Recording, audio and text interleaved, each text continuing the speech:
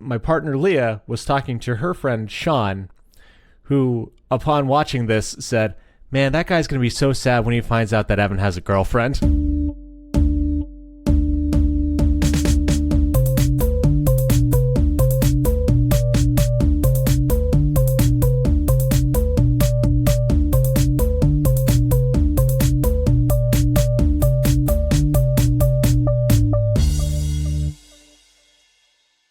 Hello and welcome to the Answers... Fuck you. That might stay in. Hello and welcome to the Answers of Lemon, the smartest icebreakers from the dumbest dudes. Do you not know what to do when you see that cool Sasuke Uchiha at the nearest convention? Well, maybe you can show them your ninja way by asking them weird questions and getting to know them and having fun at your convention or wherever you spend your time. Concerts or at the bank. Or I don't know what else I did this weekend. Anyway, showing you how it's done is the number one shy guy, numero uno nerd turned social butterfly. Your god of odd, Connor. And I'm just here to do my part, supplying society with what it needs most. A new way to approach Sasuke. Because we all want to approach Sasuke.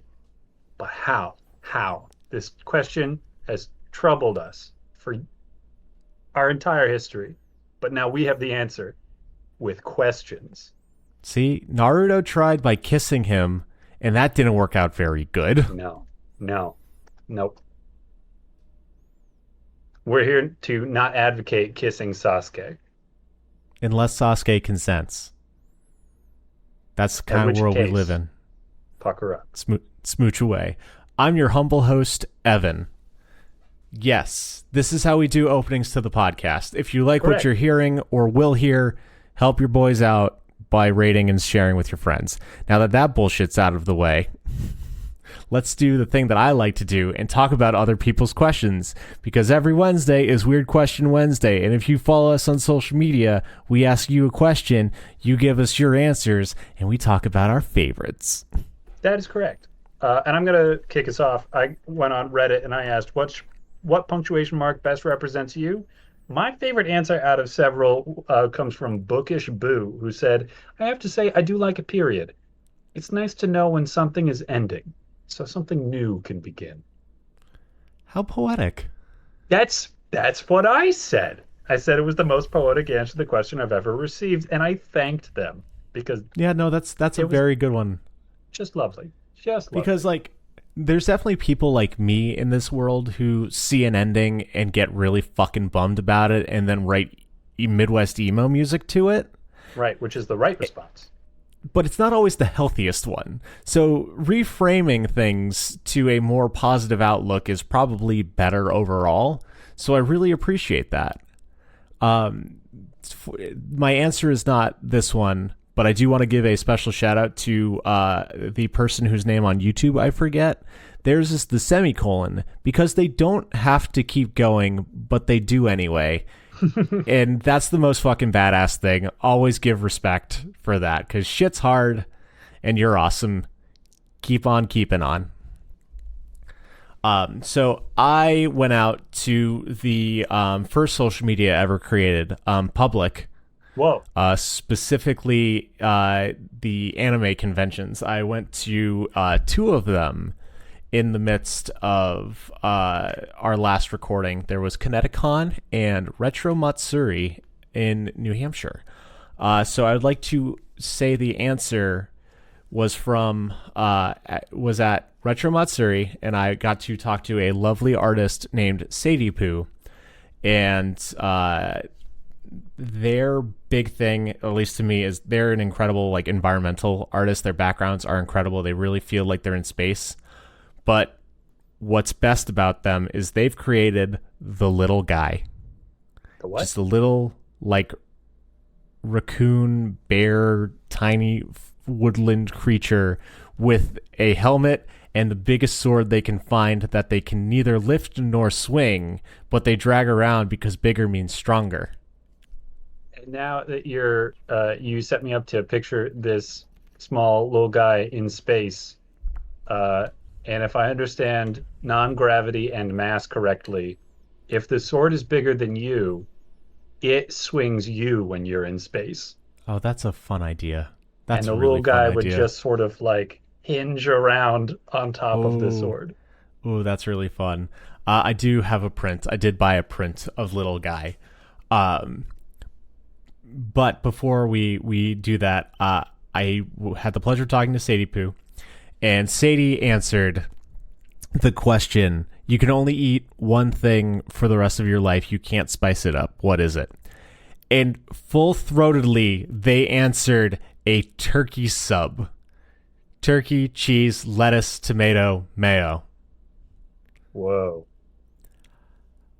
And Whoa. while I know there were other answers that got my juices flowing over the times that I got to talk to old and new friends out in the world, but my God, the fact that he was so just like, yes, this is what it is. No fucking questions. Like, I'm not a turkey boy. Like, I That's enjoy it every stunning. now and then, but that's such a bold claim. I eat I'm reconsidering my opinions on turkey now because that's one of the last things I would guess anybody would answer. To me, turkey is open bracket space end bracket where the sandwich meat is supposed to be. I don't know how you could eat that for the rest of your life. Like, I did that with ham. Like, I ate a ham sandwich for lunch every day for like 5 years Sure. Yeah, but the ham because is that was ham. ham. That's ham. You know what turkey was? The sandwich meat I lifted up and moved in the crisper to get the ham that I was making my sandwich with.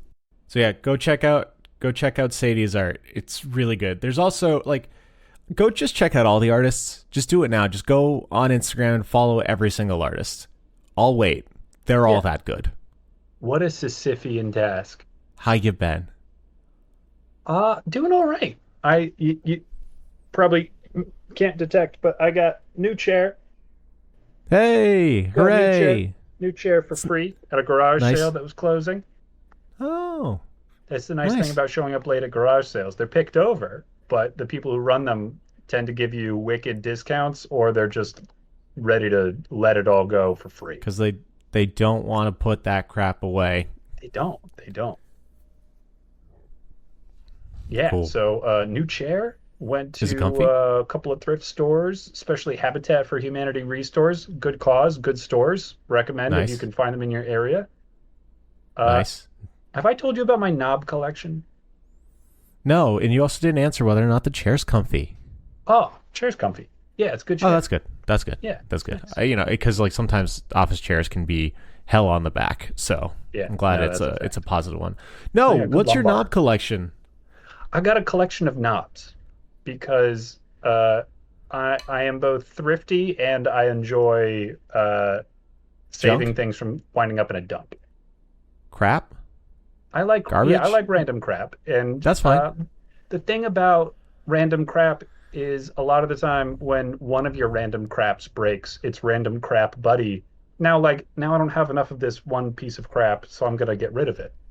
Mm-hmm. So I open up my nest. I unfold the individual turds in my mother hen wings, and I bring them home and I keep them warm. And so I have a knob collection because knobs are one of those things where you need like, a dozen of them if you're going to fill your whole kitchen with the one knob. Mm-hmm. But if you expand your mind and you start going eclectic, you just collect all of the knobs that you think look cool, and now you can paint a picture throughout your house with knobs. I mean, I guess every home has a knob collection to an extent. Yeah, it's just usually it's not a mindfully curated Yeah. collection. I, would you say yours is mindfully curated? Yeah, I curate my collection. You are passing over knobs when you go out and you find knobs in the wild? What? What does that have to do You're with saying mindful curation? I because I would assume that some wouldn't fit a decided aesthetic or an ideal. When you said pass over, I thought you meant pass on, like I was some kind of a Johnny Appleseed who just went Like around you're giving fucking knobs away. planting doors. Yeah, yeah, like that. No, No. but yeah, I do pass on some knobs. Some knobs are not going, and like I don't incorporate all of them. I have a bunch of knobs on deck that do Okay. not fit my current knob vision. I love the idea that you finally do, you know, embrace your wildest dream and become a carpenter and then have a fucked up door that's just like so many knobs. Oh yeah, like how am I gonna open this son of a bitch?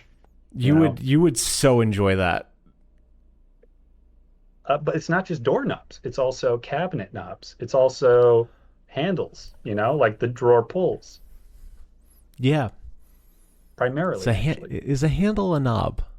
Is a handle a knob? Probably not, but I guess I also have a handle collection. I'm okay to qualify it as a knob. I don't care enough. Fight me in the Cool. comments. All right. I won't pay any attention to you. I don't know if that means you win or lose. Do you hear that, pedants? Evan has thrown down the gauntlet. Try He doesn't to make care. him care about knobs. How about you? How are you doing? I've been great. I went to multiple conventions and I got to see old and new friends.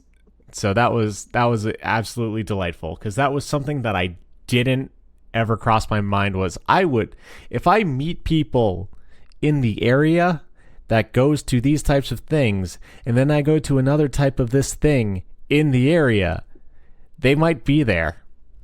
Never thought of that. Never once. And it wasn't, and like I'm not saying that it's just like that ego thing where it's like, oh, my life is the only reality that exists. No, I'm just stupid. I didn't think that. You just didn't. Yeah. No. It's also like, the old cliche of running into somebody that you know on a random city corner in New York, and like the actual statistical chances of that happening are astronomical. And so Yeah. you showing up somewhere, even I bet most of the time when you're out in public, there's someone within 1,000 yards of you, but you just don't notice them. They don't notice you. So I don't blame you. So one of the stories that Mindy, our designer friend, likes to bring up. I also went to ConnectiCon with them. It was a great time. They're a hoot. I was in a Target once, and I saw their friend Andy, who I had met, liked well enough. But I also wasn't going to go up to the random Asian man in Target because I didn't want to be racist. You got to be pretty sure about that. Yeah, I can see why you would be concerned. Yes. So I told Mindy about this. I was like, hey, was Andy at Target yesterday? So Mindy shoots him the message saying, were you at Target yesterday? Yeah. Why? Evan saw you, but he didn't say hi because he's a coward. He didn't want to be racist. Well, he wasn't racist. It was you. Vindicated. Listen, So good job. You did it. You successfully identified an Asian man. God, I feel way too white for us to be having this conversation. which is the humor and the awkward of it, because we're fucking nightmares. But I don't know, man. What could possibly be problematic about two white dudes setting the racial awareness bar as low as it can possibly fucking go and then patting ourselves on the back for meeting it? that's the thing. I ain't patting myself on no back. I'll take care of it for you, man. So it was very cool. Got to see a lot of fun cosplay, fun art. I spent way too much money at Artist Alley both times, as I always do.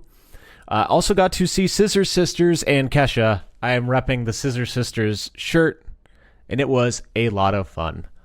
As Leah said, it was me and a bunch of gay guys just having a grand old time. The fun story that I have with that was I went over and I saw during the Kesha set, I saw a gentleman and he was wearing a Scissor Sisters hat. So I went over and I wanted to compliment him. I said, hey man, I like your hat. And I was pointing to his hat with my pinky because sometimes I forget how my hands work. So I use different fingers for pointing than the normal pointer finger. You just grab whatever phalange is ready to and willing to serve. So he reaches out and he grabs my pinky like a pinky promise grab, and we are now pinky friends. Is that something that has ever happened in the existence of event? It seems like you accidentally stumbled into a greeting ritual, like a weird ritual. Yes, I don't know. All I found out later was that my partner Leah was talking to her friend Sean, who, upon watching this, said, "Man, that guy's gonna be so sad when he finds out that Evan has a girlfriend."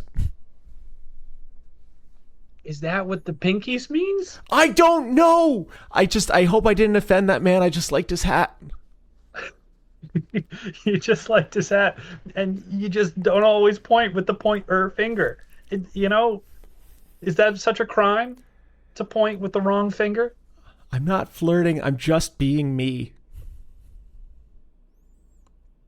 Maybe he was going to grab your finger no matter what finger you put out there. I don't know. I want to know what promise I made. Yeah, man, you got to be careful because as soon as you break it, there goes that pinky. What did we unite over? I don't know. To this day, I do not know.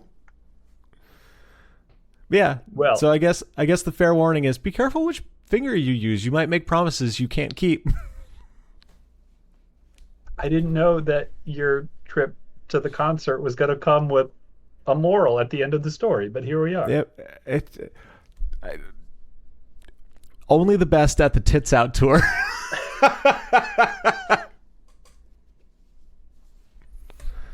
Yeah, it was great. Scissor Sisters is great. If you get a chance, go see them. They're a hell of a lot of fun. And I'm talking to you specifically, Connor. I did look into the Tits Out tour, and they are just not coming into my neck of the woods. That's a shame. But since we're plugging bands, I will also plug Streetlight Manifesto because I saw them live, and they're still great. They've been great the last 4 times I've seen them, and they were great again this time. I got to mosh, and that was great. Turns out I can still do that. Did they play the same set that they've been playing for the past fucking 10 years? They played the same set. They did. Although, I don't remember so much Hands That Thieve when they played it live. But I might not have. Maybe my concert visitation did not extend past the release of that album. Oh. Well, I'm glad that that's changed because that's a great album of theirs. It is. It is. Have I told you my favorite story about the Hands That Thieve? You have not. Maybe. So, the Hands That Thieve had a sister album called The Hand That Thieves, written and performed by Tokay, otherwise known as Thomas Kalinaki, the fucking guy who does all the songwriting for Streetlight Manifesto. Right. It's his solo act. So he did a wonderful sister accompaniment album to it. Same songs, but different. Really good way to listen. If you like analyzing music, they're fun to go back to back and be like, see the differences in the songs. But the trouble was, Victory Records were assholes and were like, oh no, that's copyright. You can't release. That's not the music. That's bad. To which Thomas responds, well, those are my fucking songs. Hence, they're split with Victory Records, if you didn't know about that. I did know about that. Yes. So I, way back in college, ended up getting The Hands That Thieve, or The Hand That Thieves, probably both of them. No. The Hand That Thieves, I think? Yeah, I got that one, the unreleased one, the one that could not be released because of Victory Records, on a High Seas website, and there was just one comment on it, and it says, fuck Victory. And I don't care. You can tell me otherwise, and I will refuse to live in that reality, because the correct reality is that Thomas Kalinaki himself fucking put the record out on the Pirate Bay to spite Victory Records. Yeah, I don't doubt it. And I have no reason to look into it. I accept this story as canon. Yes. So I love getting to tell that story anytime it comes up. So I'm glad you had fun at Streetlight. I hope the new album comes out someday. Me too. God, I want it. Remember they stopped being a touring band in 2015? I thought I remembered that, but recent experiences have made me recontextualize that memory. Oh, what? The fact that they've been on tour every year since? Yeah, something like that. How many? I love this band. This is our last tour. We swear it's definitely our last tour this time. Stop it, guys. No, we mean it this time. Tours have they had? I mean, no. Have you seen the titles for their tours? Yeah. They're. I think this. I don't know what the title of this tour is. It wasn't that same like no, but this time we mean it. But they've done like 5 of those at least. Yeah, I just remember it's like the last tour, like back into the fray once more on the road. It's just like so fucking silly. I loved it. I love it. Yeah. All right, we're in the music corner of the podcast, so we need to stop. So let's start doing some questions. 24. 24 is: would you rather be too hot or too cold? Oh, I'm a too cold guy.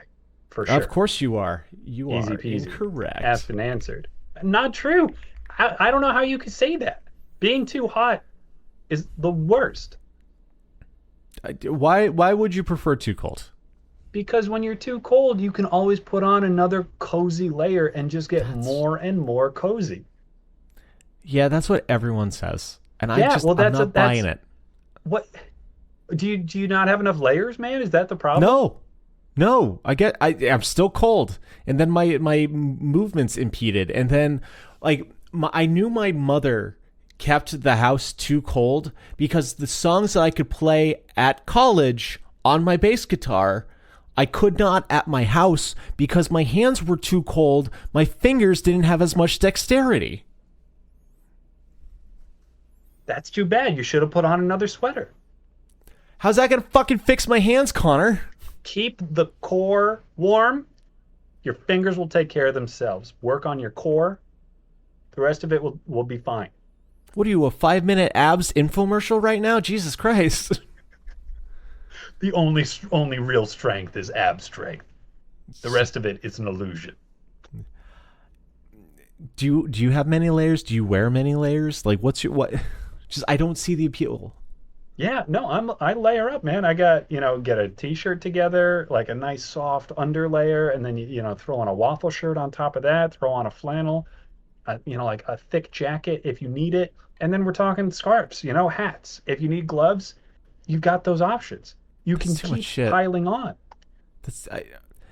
All right, the problem is I am known for taking my shirts off. I do not like wearing the outer layer. So putting on more outer layers are anathema to me. Why, I don't know. Why do you take those shirt off, do you think? If you had to guess. Because I don't like wearing them. Do you think maybe it's because you get too hot? No, I would prefer to be too hot than too cold. Yes, but you would prefer to be comfortable.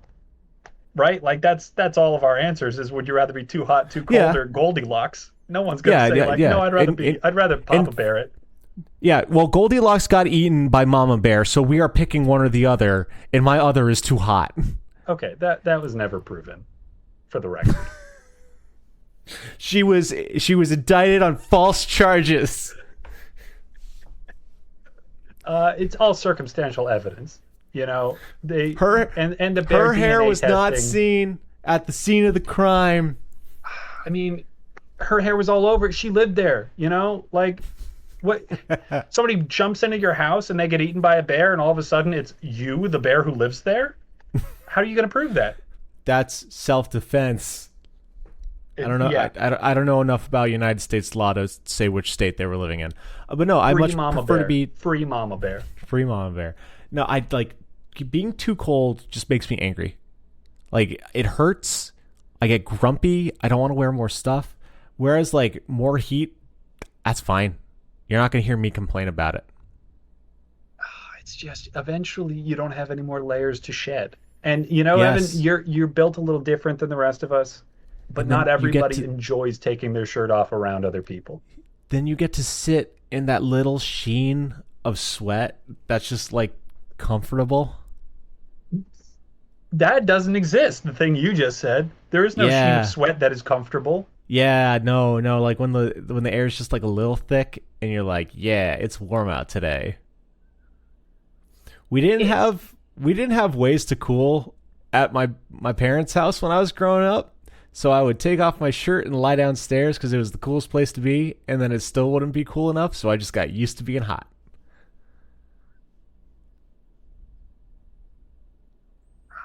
I like being cold because it is a problem with a lot of potential solutions. When you're hot, you're just hot, you know? Like you can Yeah, you can seek out a cooler area, but like you say, in your own experience, that's not always an option, and you wind up just being hot. I don't know, but then there's like the Finns who go and sit in saunas forever. People like being hot, Connor. That layer of sweat is a welcome thing. People like being Also, cold too. You ever heard of the cold shower? The old James Bond? yeah, I don't believe that's true though. But That's it an old is. wives' tale. It's I'll tell you. Connor, I'll tell you people have this. to do the cold plunge for fucking charity because they wouldn't get into it for another reason. Cold You water need has to had help its day. kids with cancer. Cold water, I'm pretty sure it was Lou Gehrig's disease. Don't quote me on it. Cold water is a big trend. It's been a whole health thing. I don't know if it's probably a flash in the pan like anything else, but there was a whole series of like, I wake up every day and I jump into an ice bath, and that's why I'm 102. Yeah, but then also there you have stories of like old Italian women who smoke a cigarette and drink a glass of wine before breakfast, and they're like, "This is why I'm 102." I'm just saying, people also like to make themselves very cold. That's my only point. Yeah. At the end of the day, I'm only allowed to complain about one or the other, and I dislike cold more than I dislike heat, so that's why I complain about cold and will shut the fuck up in the heat. Except now my medication is trying to foil me because I'm on SSRIs, which means, wow, why do I feel bad now? Your SSRIs have robbed you of your acquisition of heat tolerance? Oh yeah, like I still don't complain, but I'm like, but it makes me so much more susceptible to heat. Like stuff that I thought I was good in before because I'm now like, oh man, maybe I should go sit down. Fun facts. You do make a good point. We all do get to complain about one or the other. Somebody who just complains all the time is not fun to be around. That's a little loser and you need to make fun of them. That's right. But somebody who complains about just the hot, well, I like the cold, and then you have the exact same conversation that Evan and I have just had, or It's you because commiserate. You come 'cause you together. also, like, there is that just like fundamental like lack of understanding of the other when you pick one or the other when it's hot or cold. Yeah. Yeah. It is difficult to wrap my head around. Now I just want to take a hot bath. You can have your Dude. cold shower. I'll have my hot bath. Oh man, And- the fucking podcast is fucking loring. Christ alive, what is it? Number 30. Next question. 30. What mundane everyday task should be in the next or sorry, I misread. Should be the next Olympic event?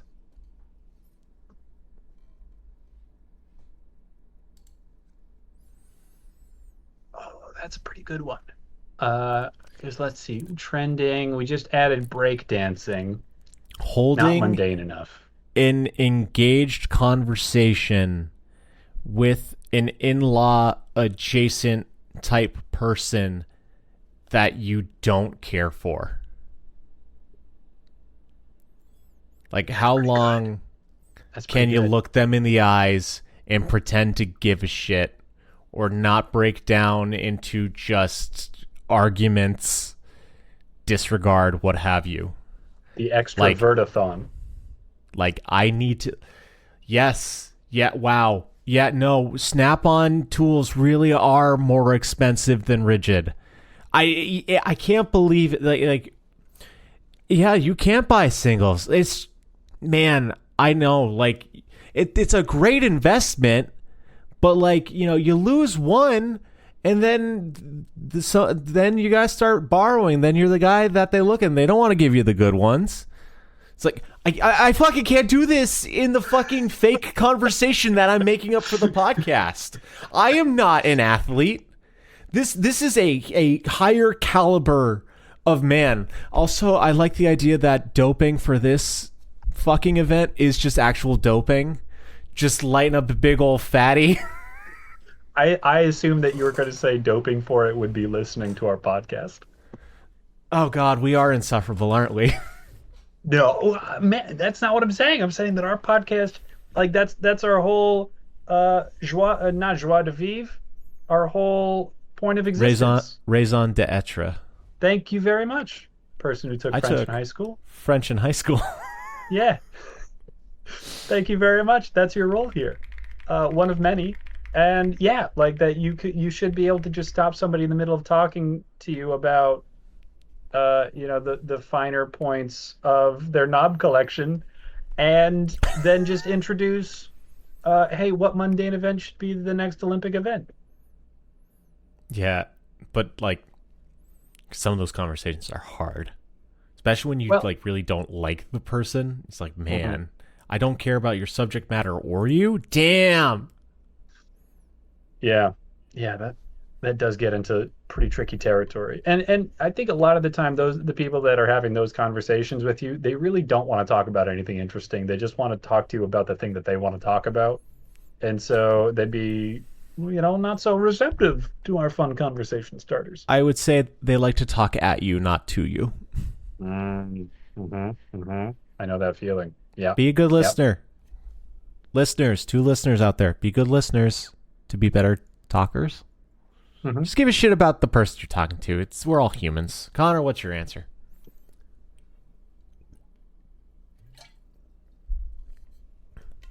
My answer, I think, is going to be daily task efficiency. I don't know if you spend a lot of time thinking about this, but which order should I do these things in for maximum efficiency so I can get to the rest of my day that I want to do? Not once. No? I'm not a planner. Well, then listen, we better not make any money at this podcast, because that will make you a professional and disqualify you for the extrovertathon. That's your event. That's yours. All right. So is your event like coming up with like the actual schedule of just like you need to rake the leaves, you need to go get the milk, and you need to renew the dog's shots. Yep. And then you need to come up with the most economical fucking schedule? Is that how your event goes down? So but it's not just tomorrow that's what I'm going to do. The event would be you wake up in the event and you are given a list of tasks, and now time is ticking. You need to be executing them while you're figuring out how to get them done as efficiently as possible. Wait, so do you need to complete the tasks too? Yes. Therein lies the proof. Okay. I thought you were like making the least active activity for the Olympics. I was like, that's kind of bold. A purely conceptual Olympic event. Yeah. No. Yeah, having them actually sweep the floors and like wax the tires. I don't fucking know what cars do. Do I do the dishes now? Well, if I do them now, then they'll be drying for the next few hours. And so then I won't need to dry them manually. And I'll do all these other things. But now I've got to prep for dinner. And some of these things, maybe I should just do all of that now, or maybe like when I'm in a cooking mode, I'll be more efficient at cooking if I just do all of the cooking at the same time, And how many times you go upstairs? When are you going to get your bathroom break in? Yeah, How many okay. things can you carry in your arms at the same time? Because some of it's got to go to the garage, and some of it's got to go to the basement. You The know, answer is all of them. It's if it's grocery bags, it's got to be all of them. One trip or no trip. that's right. Why do we as people need have that need to bring in all the groceries at once? That's the exact innate competition that this event relies on because we all want to get done our drudgery as quickly as possible so we can get to the rest of our friggin' days. Yeah. Okay, yeah. Yeah, dude, I'm going to be completely straight with you. As with most things that come out of your mouth, I doubt them as the first part that I hear it, but you really sold me on it. I like it. I like that this is like a more triathlon event. Like this is something that requires like Iron Man training for it because like there's a lot and you don't know what you're gonna get. It's like That's right. Yeah, you spend the evening before in the house. You can't move anything. You can become familiar with where everything is so that you have a sense of how you're going to go about your day the next day. But the tasks to be done will not be assigned to you until the moment. It'll be like the SAT results, like it's all locked up. There will be drop from the ceiling heists ahead of time. Now I've got a Disney Channel original movie to go along with it. Yeah, all right. God, I hope Bowling for Soup does the opening song. I hope so. Fun too. fact: they're a great fucking concert. Highly recommend seeing the greatest rock and roll band on earth. Have you seen Bowling for Soup? No, not once. I don't think I've listened to any of their music on purpose a day in my life. Yeah, they're pop punk. You wouldn't like it, but you'd like this show because it's really good. Bowling for Soup is pop punk? Yeah, 100%, dude. What's their big hit? 1985, the non-pop punk song. Okay, so you can see why I would be surprised. Yes. Yeah, no. Yeah, no. They've got a fucking song called Punk Rock 101. But yeah, no, we saw them Speaking open. of punk rock, I do want to know, Yes. have you seen the new Superman movie? No, I hear it was not bad. Were you the one who told me that? No, I haven't talked to you about it at all. Someone told me it was pretty good. Yeah, it is. It's very solid. I Cool. prefer it by a huge length to the new Fantastic Four movie. I've been watching a lot of movies lately. Congratulations. I've been watching a lot of old movies lately. Huh. Specifically the Pirates movies and Kung Fu movies, but that one's just a standing thing that you and I do. It's outside in our real world life. Yes, it's a good Which is time. such a good time. Yes. But yeah. Anyway, no, they talk about pop punk in the movie, is why it came to mind. Cool. Anyway, Bowling for Soup. Yes. Bowling for Soup open for Real Big Fish. Oh, nice. Yeah, it was a great time. Wow, that is not the order in which I would expect them to line up. Huh. Is that the Palladium in Worcester? I don't know. Okay. Yep. Anyway, moving along. 87. Newer.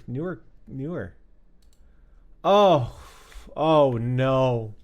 Oh no, Connor. Evan? Oh, no?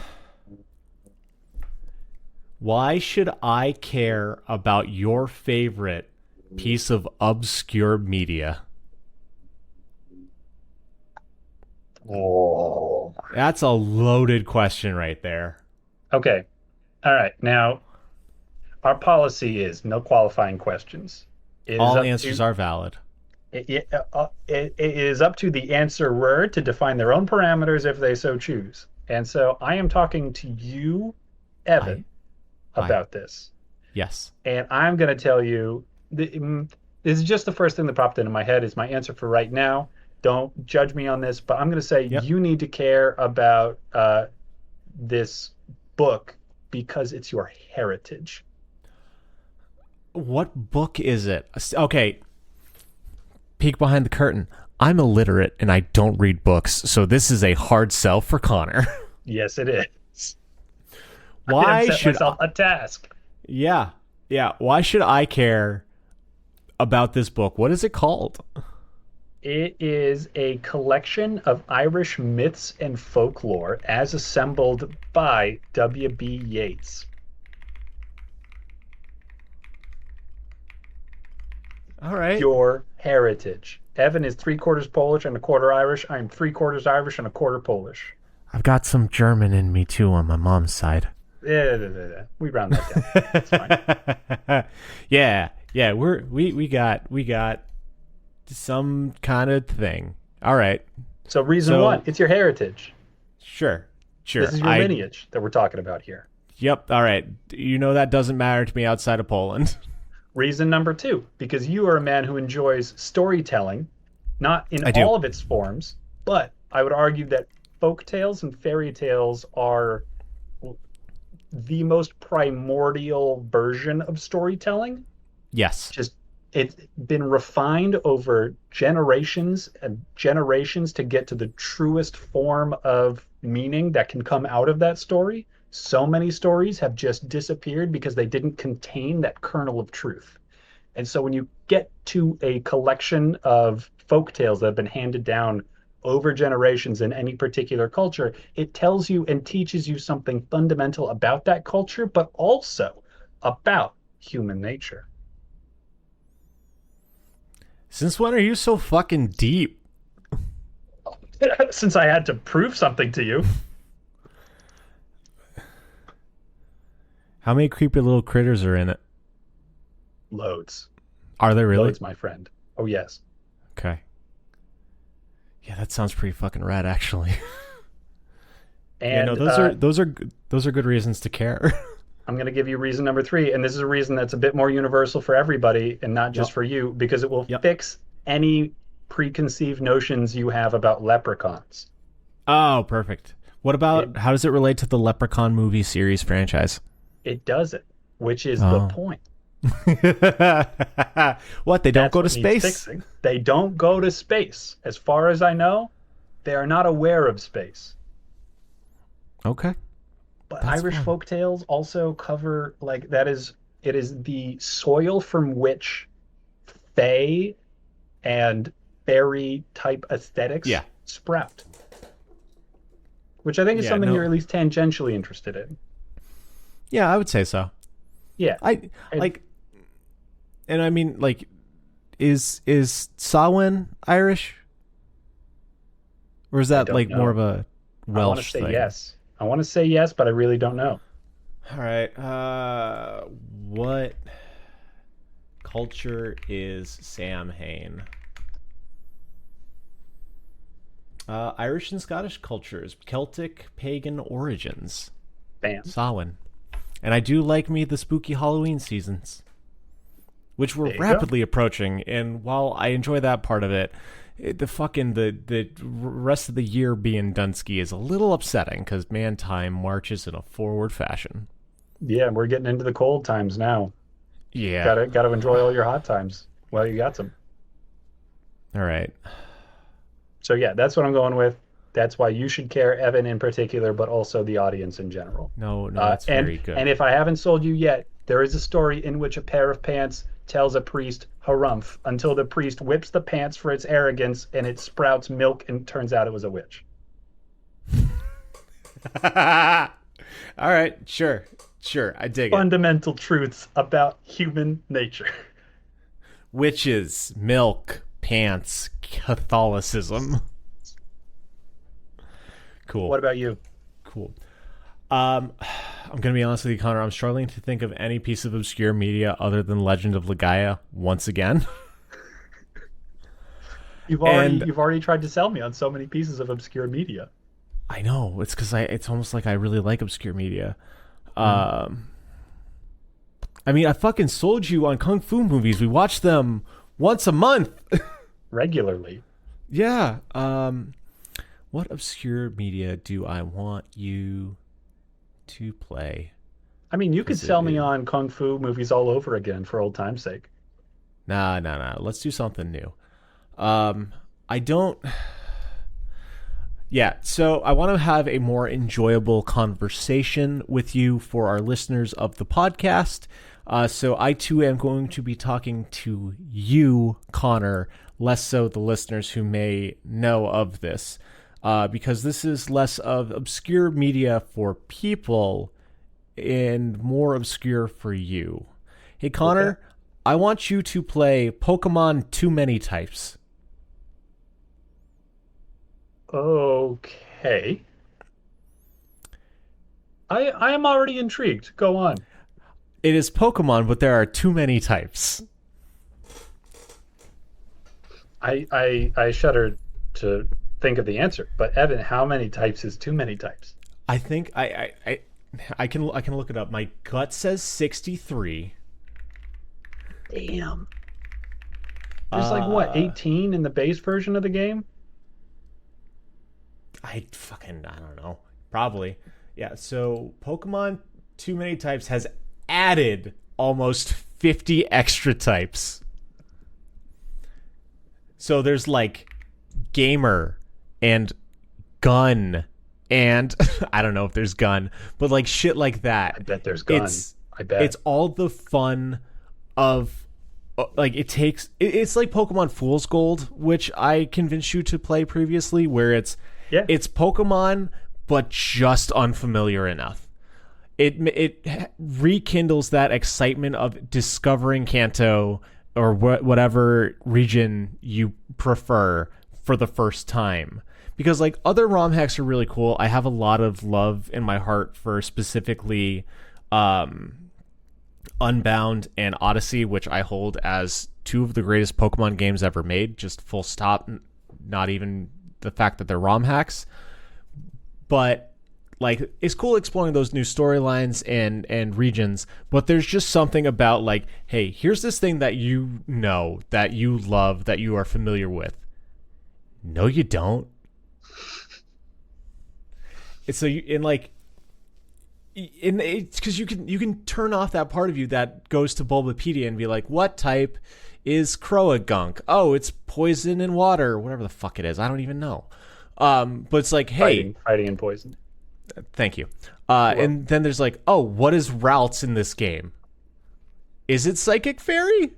Or is it fucking, I don't know, Nerd Psychic or Nerd Fairy? It's like, is Horsey specifically sea and horse types? I don't know. So that is a very fun concept. So just taking the familiar and making it strange. Yeah, that's a fairly universal desire, I think, amongst gamers. And I think like people who enjoy various types of media is, I wish I could rediscover this for the first time again. And it sounds like that's a lot of what it pulls off. Yeah.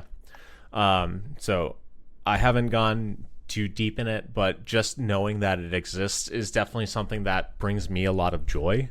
And that's why I wanted to tell you on it. Sold. Well done. While we're on the subject of Pokemon, I have been playing Pokemon Black because it was recommended to me by Mindy, who's very passionate about it. And she's like, it's one of the best ones and you've never played it? I'm like, yeah. It's like, it's one of the few that has just like a villain as the villain.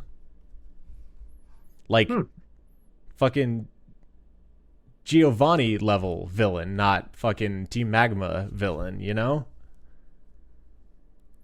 So it's like, all right, I'll check this out. So I've been playing that, and I've now started catching Pokemon that Leah likes, and I keep naming them Leah. So I have a Venonat named Leah, but I have a Tangela that's called also Leah. And a Meryl called Still Leah. Wait, so like she's looking over your shoulder and she's like, "Oh, that's a good one. Catch it."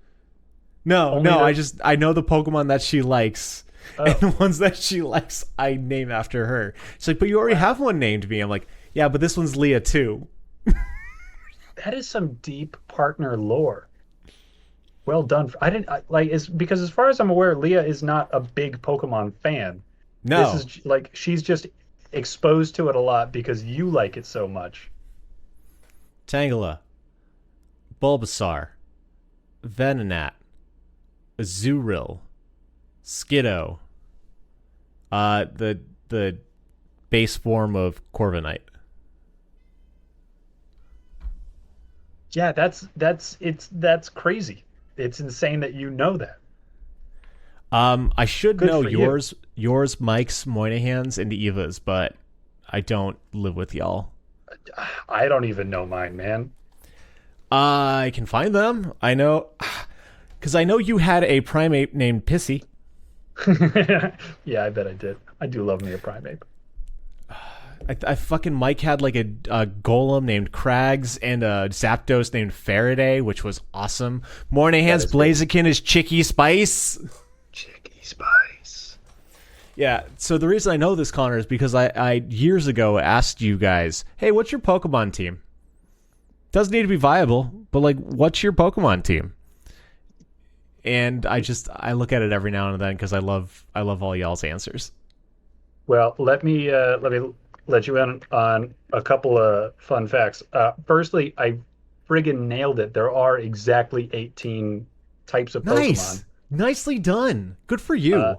But now that Primeape has an evolution, you can update Pissy to Annihilate, Oh, you're which going is, all the way?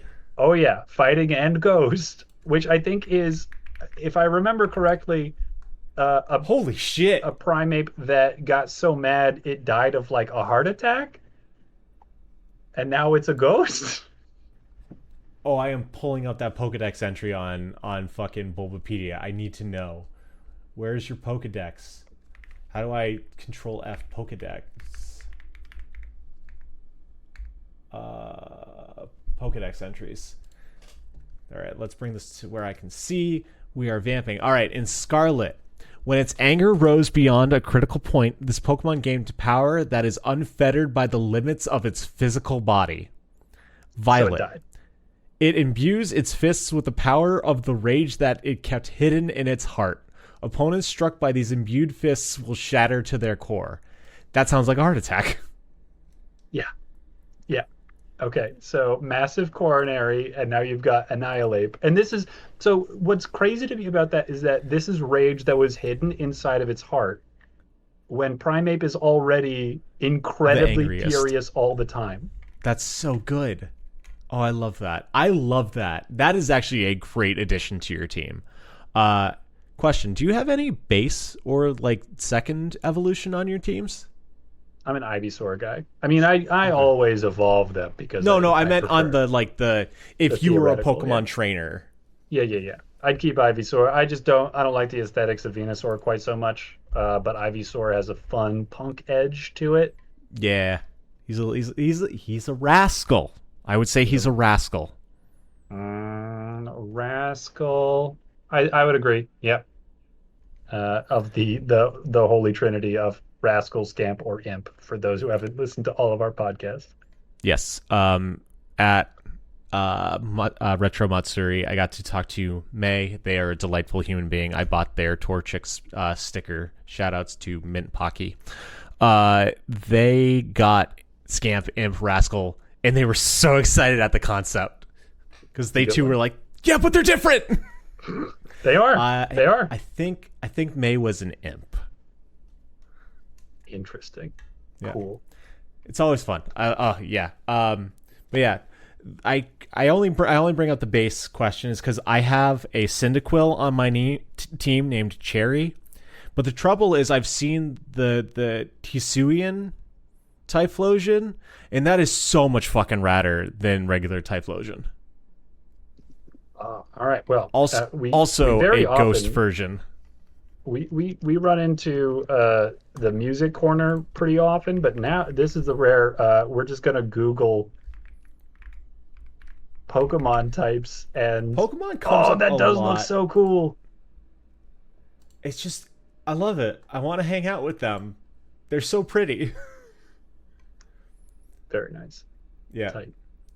So, yeah. Pokemon Too Many Types. Go play it. Tell me what you think. Tell me your favorite new type. All right. And now what I want you to tell me, Connor, is your answer to our last question of the day, which is Number 65. 65. What personal hell does Satan have sequestered away in a small corner of the Inferno awaiting you? Oh man.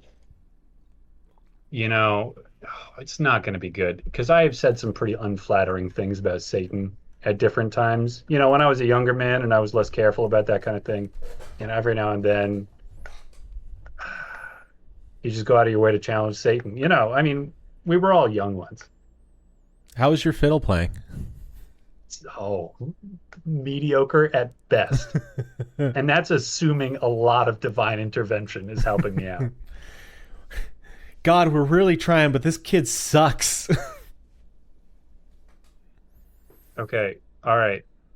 My corner of hell would be constantly being put into social situations where people say things that I'm certain are wrong until I feel compelled to tell them that that's not the case, and then it turns out I was wrong all along, and I need to prove that I was right for like weeks and weeks and weeks but I need to show that this is actually how it goes. I need to prove it to them, only to find out over the course of that time, through repeated frustrated efforts, that I was wrong, and everybody will think of me as the guy who was so positive he was right, but he wasn't, and he wasted all of this time trying to prove it. What an idiot. The thing that really frustrates me about your answer is that I followed it to its logical like explanation, and it's a nightmare, and I hate it. And I don't know if it's because I hate you or I hate the situation. Because like the version of you in hell, no, but the version of you in this hell is an insufferable human being to the outsider's perspective, you know? Right. Yeah. Which is a fact that eventually I need to reckon with. Yeah. But like at that which point, also hurts. You're going to be branded as like, even if you are right, even though you were wrong, but you were right. Like, even if you prove that, you're already going to be saddled with the guy that's already so full of himself, even though he was wrong. You're not going to get that, like, that second grace. You're not going to get your second shot. So, like, no, I don't hate you, Connor, but I hate you, Connor. Yeah. So, yeah, that sucks. I hate that thought. It's genuinely upsetting. And as someone who doesn't mind being put into social situations, even though I don't prefer it, that would, like, it's eating, like, there's like a little like worm eating my heart right now, and I don't like it. It sounds bad for everybody, doesn't it? Like, look at this fucking posture. Look at this posture that I entered. You're folding. Because you made me think about this. Yeah. I look so much smaller than I am. But and the amount of the different ways that I could be goaded into saying, no, I'm pretty sure that's not it. I think a lot of them could be genuinely trying to help people, not just being a douche about being, although like that would absolutely happen several times through the course of eternity, that I would just be a jerk about being right, and it turns out I was wrong all along. But things like, well, this is what we're going to do for this person, and me thinking like, but that's not actually good for them. You shouldn't do that. And then it turns out that it was actually good for them, and I've been fighting against somebody else's best interest in my ignorance and my arrogance the whole time. Word.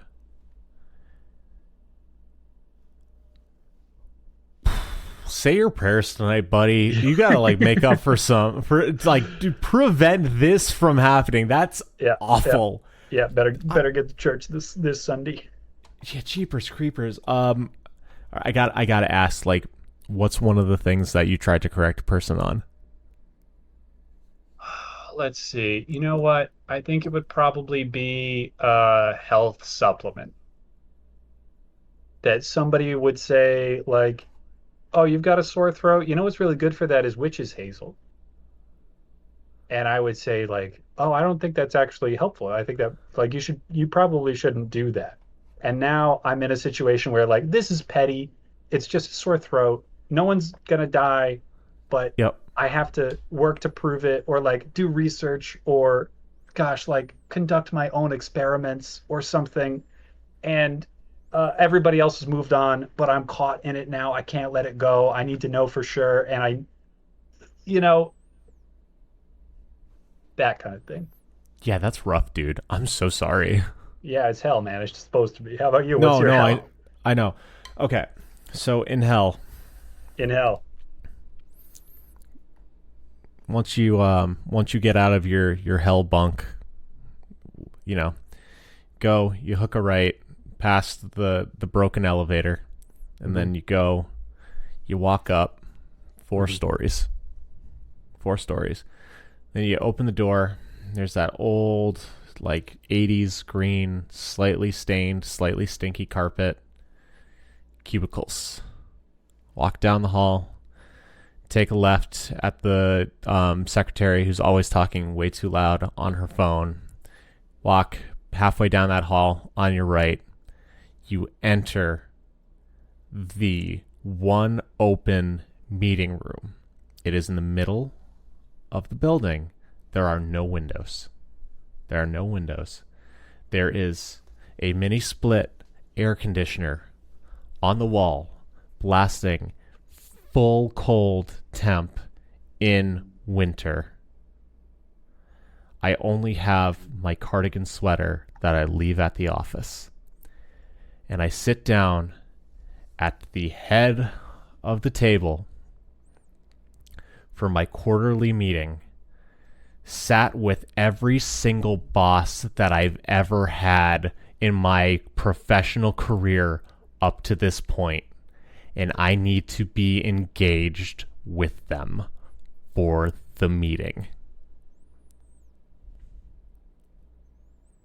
Bruh. No wonder you think we're in hell. But, like, that's it. That, like, I can't think of anything I would hate more than that.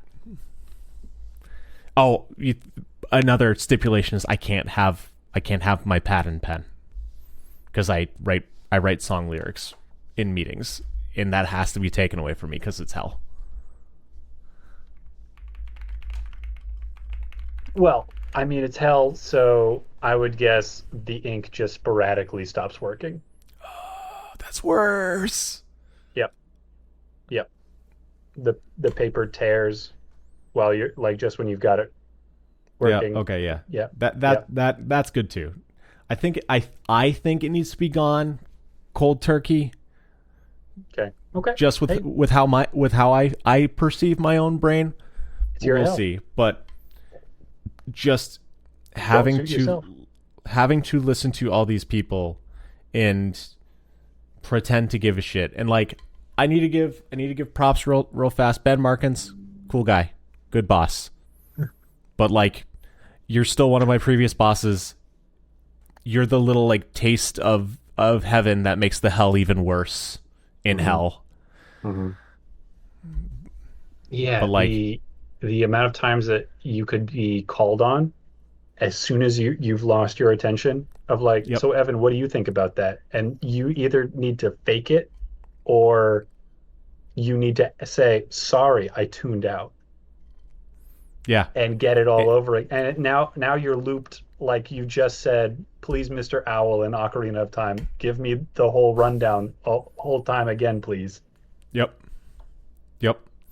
And it's just, and there's no safe place to look because they're all your boss. Yeah, and they're not all looking at you, but at least one of them is. There's always one of them to tell you, Evan, hey, are you with us? Yep. You know, because this meeting is for you. This meeting is about you. Shut the fuck up, you piece of shit. This is my hobby. This is what I do to unwind. And you're why? No. Okay, yeah, that reaction tells me, yeah, this exactly is your personal hell. My boss yelled at me fucking 6 months into my position here. This is real life. This isn't hell. that I was not working at the correct time zone. And I was never informed that I should be working 10 to 6 Eastern. Well, why is that your fucking problem? Because he needs to call me sometimes after 5. Oh, I didn't get out of work last Friday until 7 p.m. because I had a meeting with him. Because it started at 4:30 and he was late. Man, that is just such bullshit. I mean, that's just moving the goalpost around, isn't it? As soon as like, well, it's more convenient for me if you just operate under my schedule, so I'll come up with whatever rationale I need to make you be there when I think you should be there. Yeah, shit's tough, man. Like, not to get personal on the podcast, and we try to avoid that, but man, working for the man sucks. That's why if you want to help us out, you can rate us 5 stars wherever you listen to podcasts and tell your friends about us and share on social media and interact with us because we're cool guys and care more about actually interacting with you because we want your answers and to have a good time.